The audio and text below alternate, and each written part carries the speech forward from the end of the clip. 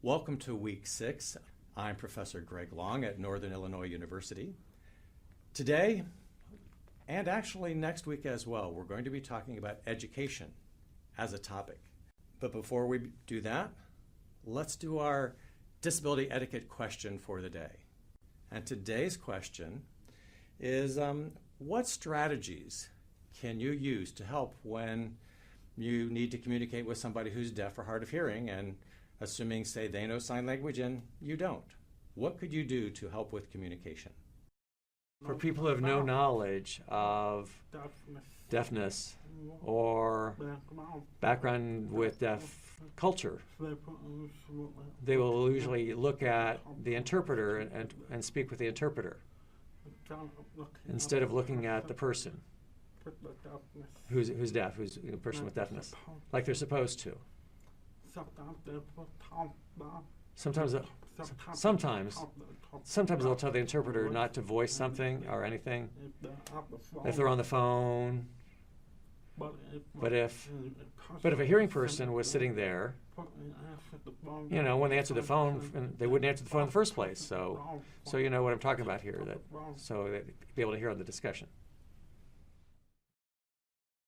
So the overview for today's lesson, we'll first talk about, when we think of education, bring a little bit of a background in terms of history and legislation. We'll then talk about early identification and intervention, moving into some issues that happen, say, in the public schools, kindergarten through 12th grade, dealing with that largely in issues of accommodations and how does that whole process work. One of the things that's, I think, most distressing when we think about the issue of disability and education is actually the relatively short time frame in which students with disabilities have actually been given the right, being promised the civil right to access education. I graduated high school in 1974. You can do the math to figure out how old I am. But what we know is that it wasn't until the mid-70s that laws were passed that allowed students with disabilities to have a right to go to school.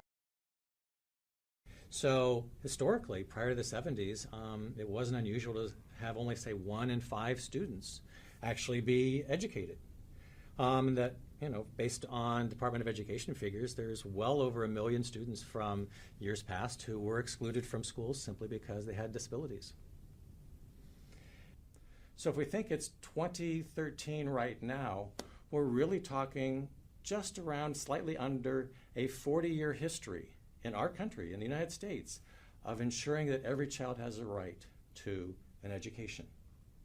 From our standpoint at this time, as we think of education, access is really seen as a civil right, and we do have the laws in place that ensure that.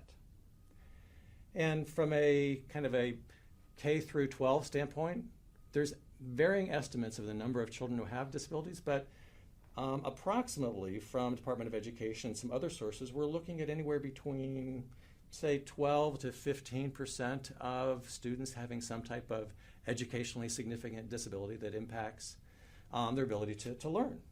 And the reason I'm not being specific is it depends on source and it depends on how you look at things. But the point would be that there are a lot of students with disabilities, and that the majority of them have disabilities that aren't immediately noticeable.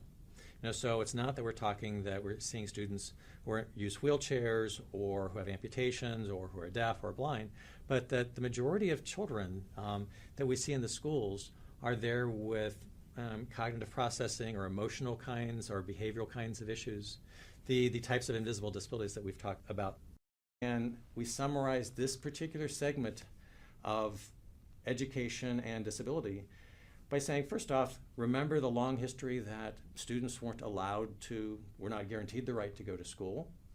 We have now laws that have been passed that do provide the civil right that students have the right to go to and access the school's curriculum. What we'll do in our next segment is talk about just exactly what are some of those specific rights associated with gaining access to education.